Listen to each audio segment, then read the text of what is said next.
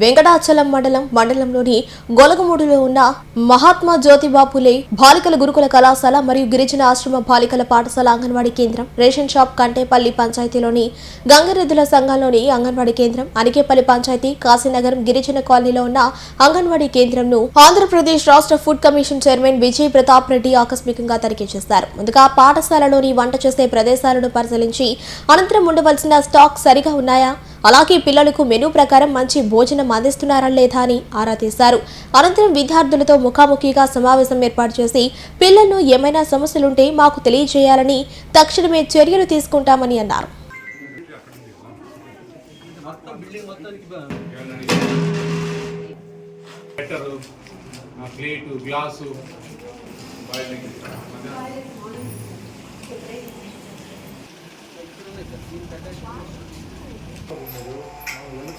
వెళ్తా ఉన్నారు వీళ్ళు కప్పులు వెళ్తా ఉన్నారు.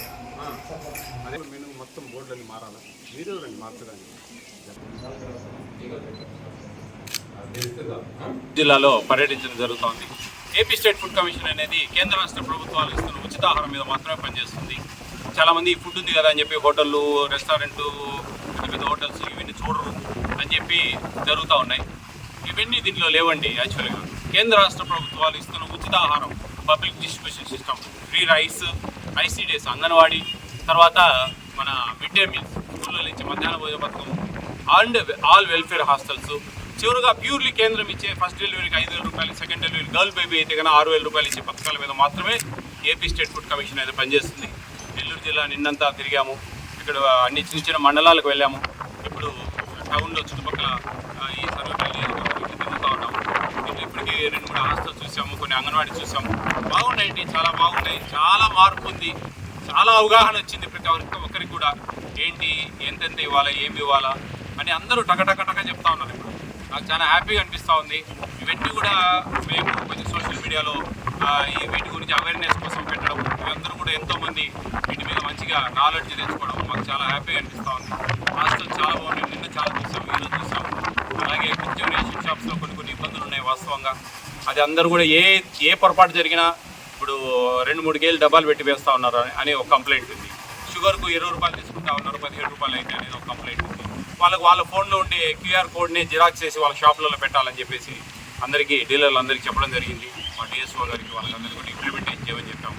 అలాగే ఏదున్నా కానీ మీరు వీడియో రూపంలో తీసి పెట్టగలిగితే, AP state food commission WhatsApp number ఉంది చెప్తాను, దాన్ని పెట్టగలిగితే మేము న్యాయం చేయగలం. మీరు లేకుండా మీరు సడన్గా రండి సార్, ఏమి సడన్గా వచ్చేదానికి నేనేమైనా దానేం కాదు. నాది ఒక ప్రోటోకాల్ ఉంటుంది మాకు. మేము వచ్చేది కలెక్టర్కు, ఎస్పీ గారికి చెప్పాలా, ఆ జిల్లాలో ఉండే జిల్లా అధికారులందరికీ చెప్పాలా. ఆటోమేటిక్గా స్ప్రెడ్ అవుతుంది. అది అన్ఎక్స్పెక్టెడ్ రావడం అనేవి అవే పనులు కాదు. ప్రజలుగా మీ బాధ్యత ఏంటంటే మీరు వీడియోలు తీసి 9490551117 అనే నెంబర్కి పెడితే మేము ఎక్కడున్నా కానీ మేము సడన్గా వచ్చినట్టే లెక్క ఆ వీడియో వల్ల. ఆ వీడియోలు పెట్టమని 4 ఏళ్ళ నుంచి మొత్తుకుంటా ఉంటే ఏదో ఒక 4-5 వచ్చినాయి. 4-5 మినిట్లు చర్యలు తీసుకొని ఆ వీడియోలు కూడా మేము ఫుల్ సోషల్ మీడియా పెట్టాం. ఆడ ధైర్యం లేదు, కొత్తలు వేసినానికి కామెంట్ చేస్తూ ఉంటారు, ఏది లేదు, అది లేదు, ఇది చూడలే, అది చూడలే. మేము మటుకు మా ఇళ్ళలో దోపడి కప్పుకొని పడుకుంటాం, మీరు వచ్చి చేయాలంట. అది కాదు, ప్రజలుగా మీ బాధ్యత. ప్రజలుగా మీకుండే హక్కు, ఆ హక్కును హరిస్తూ ఉన్నారంటే మీరు కాపాడుకోలేకపోవడం మీ పొరపాటు. అందరూ కూడా ఈ విషయాలలో జాగ్రత్తగా పనిచేస్తారని, అధికారులు కూడా ఎక్కడ కూడా ఈ భోజనాలకు పేద పిల్లలకి